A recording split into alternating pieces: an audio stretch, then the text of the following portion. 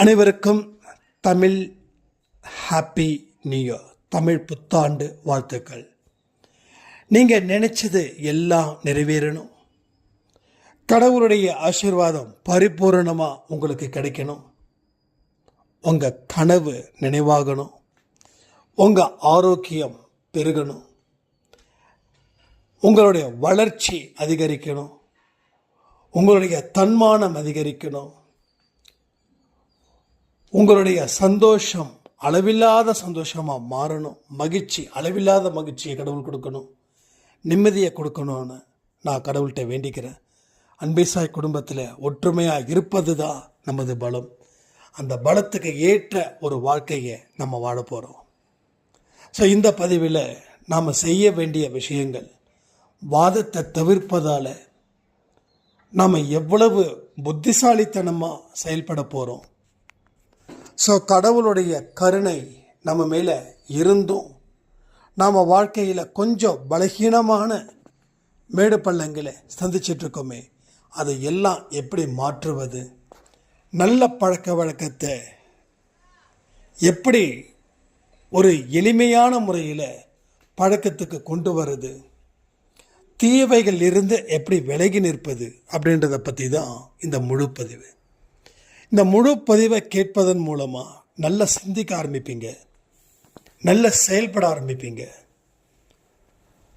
உங்களை சுற்றி லட்சம் பேர் உங்களை கேவலமாக அவமானப்படுத்தினாலும் அவங்களுக்கு எந்த பதிலையும் கொடுக்காம உங்கள் காரியத்தில் கண்ணாக இருந்து இந்த உலகமே போற்றக்கூடிய மனுஷனாக வாழப்போவது நிச்சயம். இந்த பதிவில் அத்தனை விஷயங்கள் இருக்குது. நிதானமாக பொறுமையோட நம்பிக்கையோட கேளுங்க. வெற்றி நிச்சயம். இது சாயின் சத்தியம்.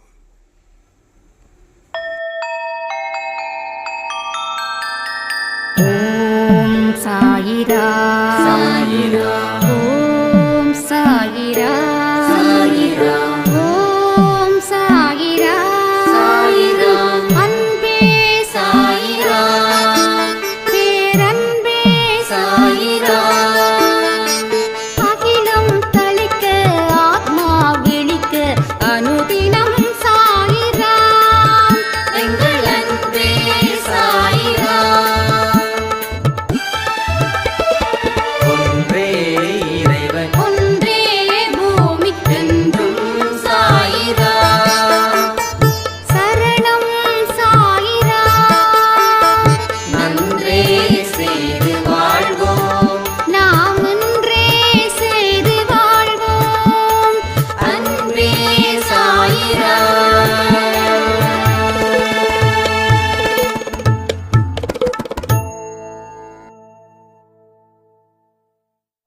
சாயிரா. என் உயிரின் உயிரானவர்களே, ஒரு நல்ல நேரத்துக்கு உண்டான தொடர்ச்சி வாழ்க்கையில் பல துன்பத்தை பெற்றவர்களுக்கோ ஒரு இன்ப அதிர்ச்சி. கடன்கள் மூலமாக வாழ்க்கையை இழந்து போனவங்களுக்கு கடவுள் கொடுக்கும் மறு வாய்ப்பு, மறு வாழ்வு. உங்கள் நம்பிக்கையின் ஆதாரமாக உங்கள் வாழ்க்கை உருவாக்கப்படுகிறது. கடவுளை நம்புறவங்களுக்கும் நல்லவர்களா வாழ்ந்து கொண்டு இருப்பவர்களுக்கும் கடவுள் ஒரு யுத்தம் ஒன்றை அவர்கள் சார்பாக நடத்தி அவருடைய வாழ்க்கையில் மேலும் மேலும் மேலும் வெற்றிகளை அவர்கள் பெறுவதற்கு உண்டான வழிகளையும் செய்து கொடுத்து அவர் உங்கள் வாழ்க்கையை உயர்த்தப் போகிறார். உங்களுடைய அடிப்படை குணங்கள், அதில் எவ்வளவு தீய குணங்கள் இருந்ததோ அத்தனை தீய குணங்களையும் அறுத்தெறிந்து நல்ல குணத்துக்கு உண்டானதை விதைக்கிறாரு நம்ம சாயப்பா. எத்தனையோ மனுஷங்க உங்களை எவ்வளவு தான் அவதூறு பேசினாலும் நீங்க அமைதியா இருந்த ஒரே ஒரு காரணத்துக்காக அவர் உங்களுக்காக சண்டையிடுகிறார். நாம என்னுடைய வாழ்க்கையை அவர்கிட்ட ஒப்படைச்சிட்டேன்ற ஒரு தத்துவத்தின் அடிப்படையில் நீங்க வாழும்போது உங்க வாழ்க்கையில் வரக்கூடிய சந்தோஷம் இயல்பாகவே உங்களை வந்து சேரும். இங்க எத்தனையோ பேர் ஆரோக்கியம் இன்றி கஷ்டப்பட்டுட்டு இருக்கீங்க. ஆரோக்கியம் ஏன் போகுது? மன உளைச்சல். மன உளைச்சலை யார் ஏற்படுத்துறாங்க? மனிதர்கள். அந்த மனிதர்களுக்கு நீங்க பதில் கொடுக்காத வரைக்கும் உங்களுக்கு எந்த காரணத்தை கொண்டும் மன உளைச்சல் அதிகரிக்காது. திருப்பி திருப்பி அவங்க கிட்ட நீங்க வாக்குவாதம் செய்ய செய்ய உங்களுடைய மன உளைச்சல் 1ல் 10க்கு போகும், 10ல் 100க்கு போகும், 100ல் 1000க்கு போகும், 1000ல் லட்சத்துக்கு போகும், லட்சத்தில் கோடிக்கு போகும். அதுக்கப்புறம் போகவே போகாது. ஏன்னா அதற்கப்புறம் நம்ம உயிர் போயிடும். ஸோ நம்ம தெரிஞ்சுக்க வேண்டிய பாடம் ஒன்றே ஒன்று தான். விவாதத்தை ஒதுக்கி வைத்து விவேகத்தை நாம் வளர்ப்போம். விவாதம் அப்படின்றது நம்மளை பைத்தியக்காரனாக்கிடும்.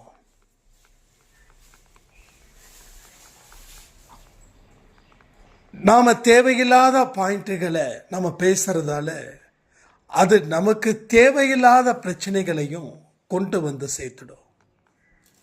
எது ஆனாலும் கடவுள்கிட்ட ஒப்படைச்சிட்ட ஆக வேண்டிய காரியத்தை மட்டும் நான் பார்த்தா போதும். ஆகாத காரியத்தை நான் ஏன் பார்க்கணும்? ஆகாத வேலைகளும் கூடாத வேலைகளும் நான் செய்ய வேண்டிய அவசியமோ நிர்பந்தமோ எனக்கு இல்லை. இந்த மாதிரி உங்களுடைய மன உறுதியை நீங்கள் வெளிப்படுத்தணும் உங்கள் செயல்கள் மூலமாக. நீங்கள் என்னதான் வாழ்க்கையில் ஒதுங்கி இருந்தாலும் ஏன் ஒதுங்கி இருக்கீங்க அப்படின்னு கேட்குறவங்களும் இருக்காங்க. நீங்கள் மற்றவங்க கிட்ட நியாயத்துக்காக சண்டை போட்டாலும் நீ ஏன் சண்டை போடுற அப்படின்னு கேட்குறவங்களும் இருக்காங்க. ஸோ இப்படியும் பேசுவாங்க, அப்படியும் பேசுவாங்க, எப்படி வேணாலும் பேசுவாங்க. அப்போ நீங்கள் ஒவ்வொருத்தவங்க கிட்டையும் ஒவ்வொரு விதத்திலையும் நீங்கள் சமாளிக்க முடியாது உங்களால்.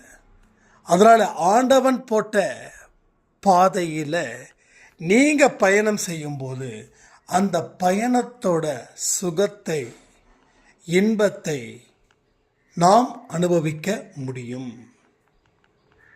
இது ஒன்றும் பெரிய கஷ்டமே இல்லை. எல்லாமே பழக்கத்துக்கு வரணும். ஒன்றும் இல்லை, ரோட்டில் போகும்போது அந்த ஒரு குச்சியை வச்சு கைத்து மேலே இந்த பெண்கள் ஆண்கள் எல்லாம் நடப்பாங்க. அவங்களும் நம்மளை மாதிரி மனுஷங்க தான். நாம் ரோட்டில் நடந்தாவே தலை சுற்றி கீழே விழுறோம். ஆனால் அவங்க எவ்வளோ பெரிய அடியில் இருந்து இந்த குச்சியிலேருந்து அந்த குச்சியில் கயிறை கட்டி அந்த இடைப்பட்ட இடத்துல கைத்து மேலே அவங்க நடப்பாங்க. எப்படி நடக்குது அதெல்லாம் யோசிச்சு பார்த்தீங்களா?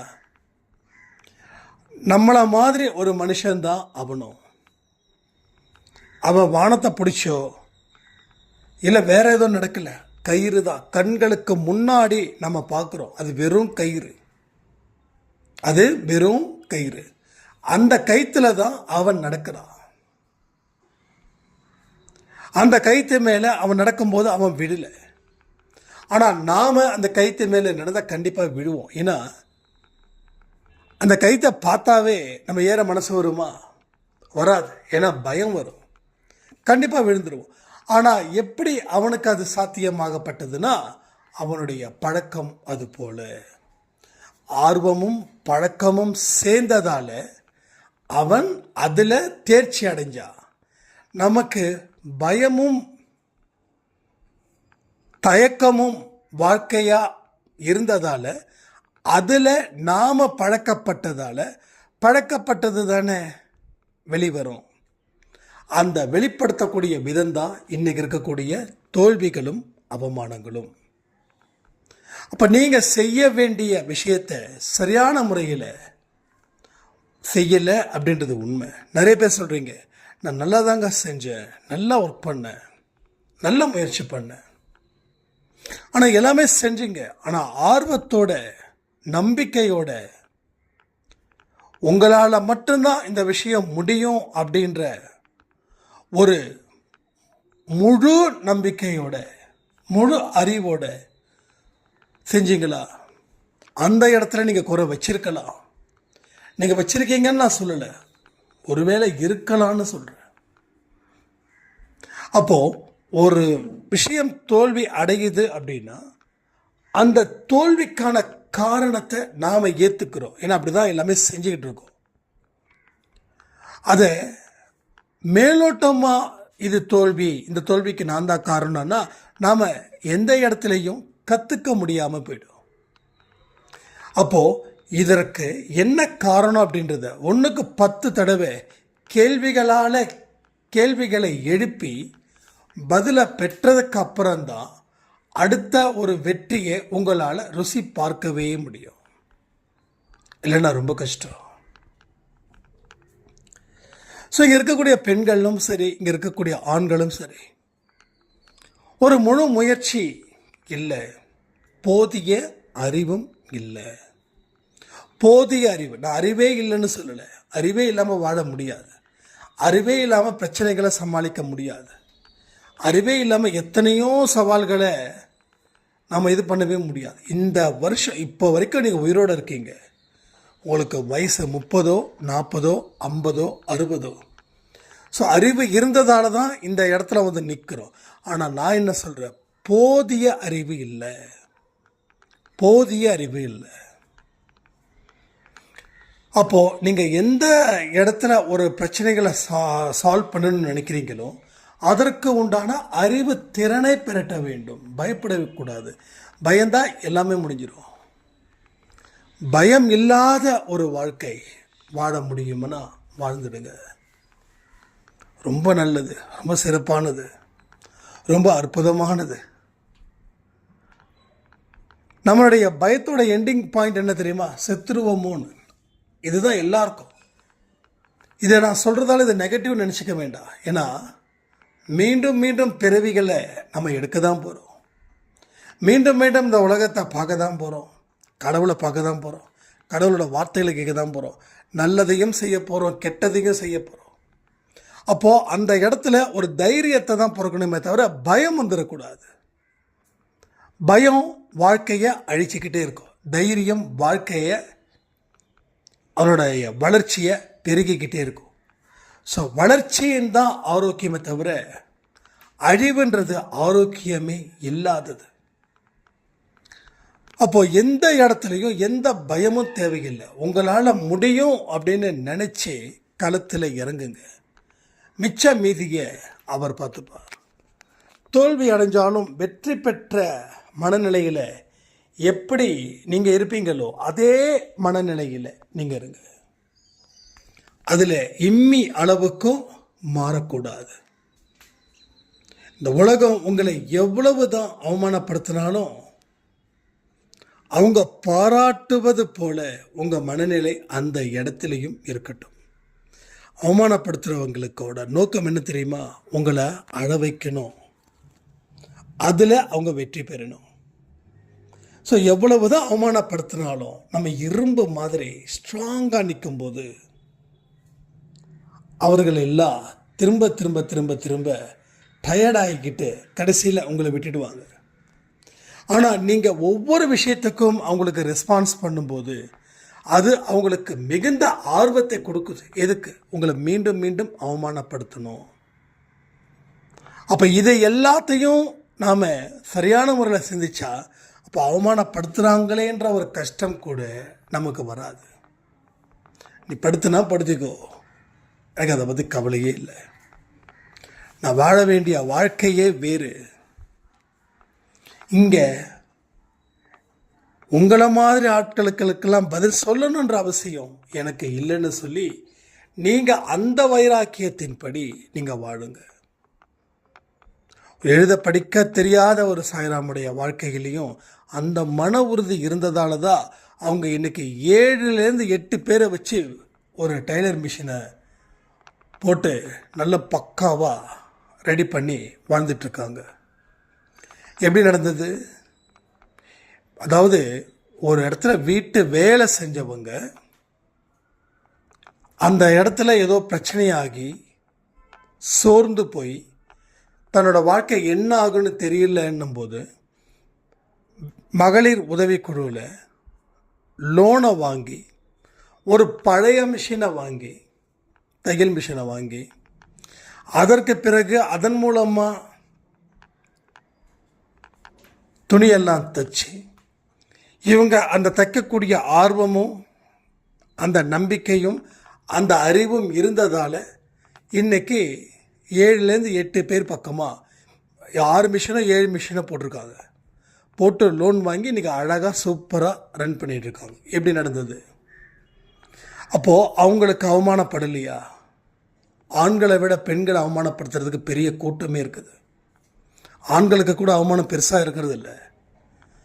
ஆனால் ஒரு பெண் தோத்துட்டாங்க அப்படின்னா, அவங்க தனியாக நிற்கிறாங்க அப்படின்னா, அந்த பெண் மேலே எவ்வளவு அவதூறுகளையும் ஆபாச வார்த்தைகளையும் திட்டுவாங்கன்றது உங்கள் எல்லாருக்குமே தெரியும். அதை பொருட்படுத்தாமல் அந்த பெண் நின்னாங்க அன்பே சாய் குடும்பத்தில். இன்னைக்கு வளர்ச்சி. அப்போ அவமானப்படுத்துறதுக்குன்னு கூட்டம் இருந்துக்கிட்டு தான் இருக்கும். அது ஏன் தெரியுமா? உங்களுடைய வளர்ச்சியோட கவனத்தை திசை திருப்பி உங்களை மேலும் மேலும் அழ வச்சு அடுத்த கட்டத்துக்கு எந்த முயற்சியும் எந்த உழைப்பையும் நீ செய்யக்கூடாதுன்ற அந்த உறுதிப்பாட்டிலே தான் அவர்கள் செய்து கொண்டு இருக்கிறார்கள்.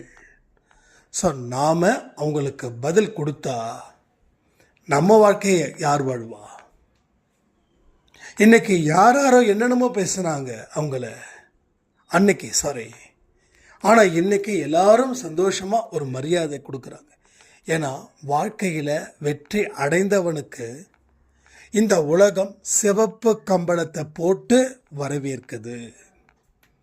சிகப்பு கம்பளம் போட்டு வரவேற்குது.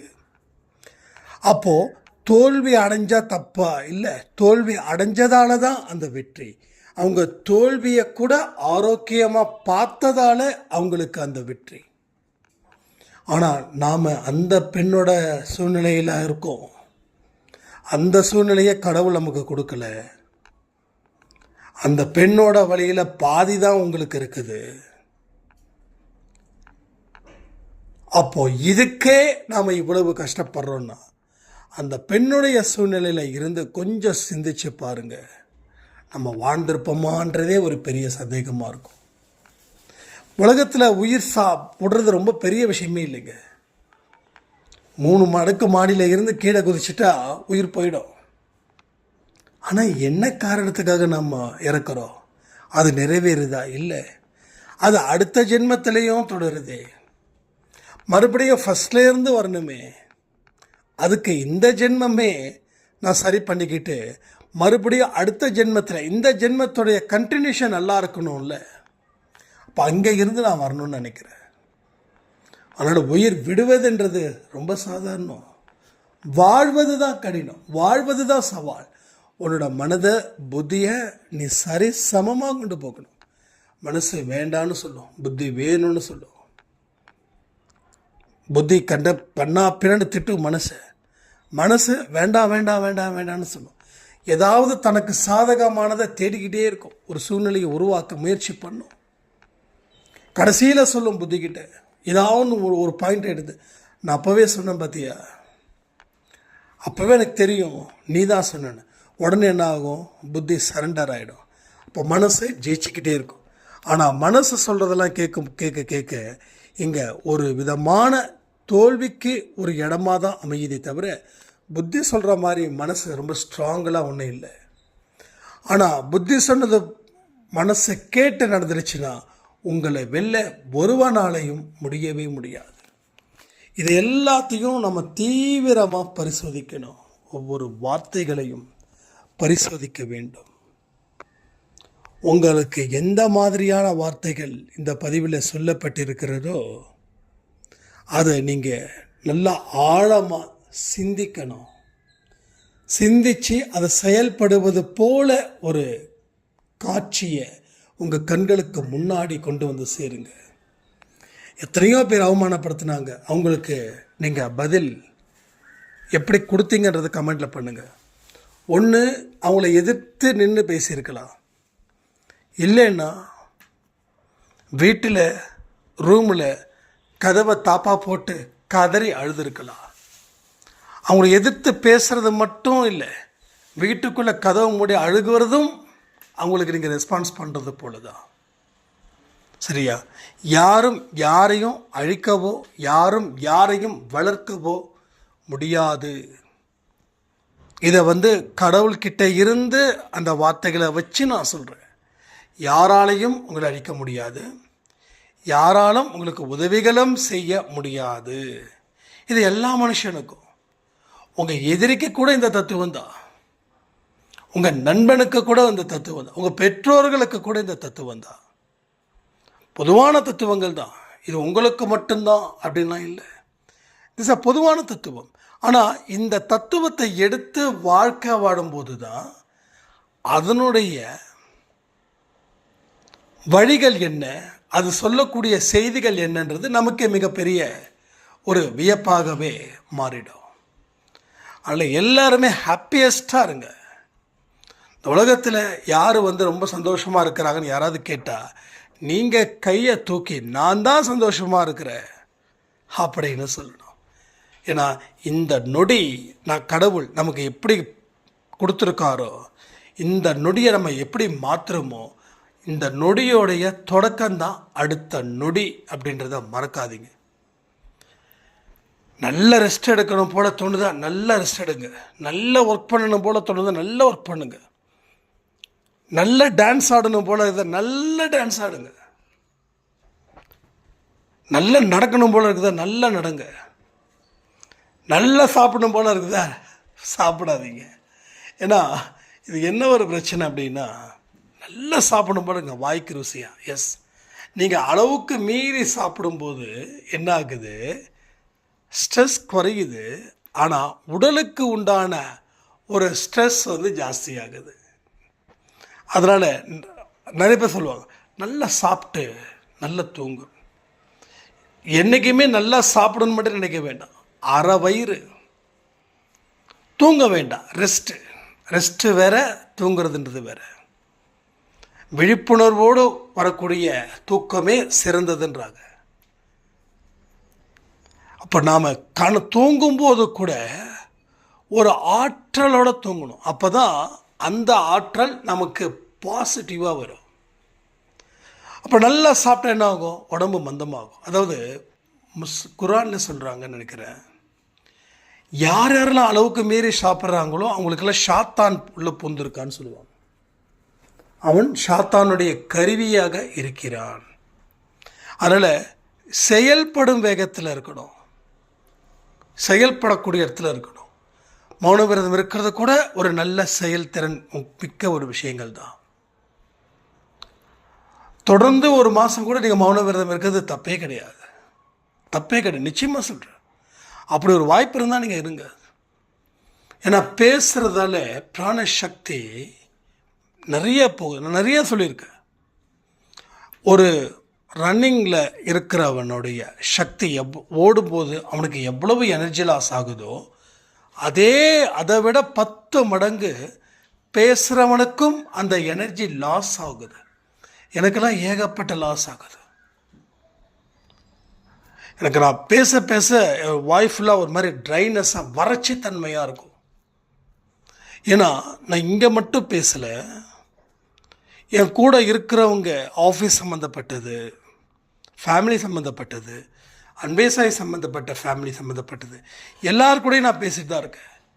என் மைண்டை திங்க் பண்ணிட்டு தான் இருக்குது. ஒரு நாளைக்கு கிட்டத்தட்ட ஒரு 100 மெசேஜுக்காவது நான் ரிப்ளை பண்ணுறேன் அன்பே சாயில், ஆடியோ மெசேஜ்.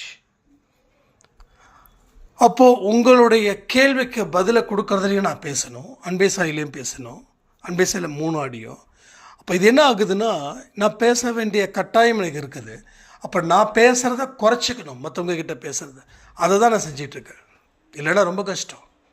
ஆனால் உங்களுக்கு அந்த வாய்ப்பு இல்லைன்னா நீங்கள் சந்தோஷமாக இருக்கலாம். பேசுகிறத குறைச்சிட்டாவே நம்ம சிந்திக்க ஆரம்பிச்சிருவோன்னு அர்த்தம். சிந்திக்க ஆரம்பிச்சிட்டாவே நம்ம செயல்பட ஆரம்பிச்சிருவோன்னு அர்த்தம். மனசுக்கு ஆசையை புகட்டும் போது தான் இது எப்படி அடைகிறது நமக்கு சில விஷயங்களை நம்ம நினைப்போம். அதன்படி வாழ்க்கையை வாழ்வதற்கு நாம் முயற்சிகள் செய்வோம். ஸோ இதை எல்லாத்தையும் நீங்கள் சரி பண்ணி பாருங்கள். வாழ்க்கையில் மிகப்பெரிய உயர்ந்த இடத்துல நீங்கள் இருக்கலான்னு சொல்லி இந்த பதிவை நான் முடிக்கிறேன். ஜெய் சாய்ராம்.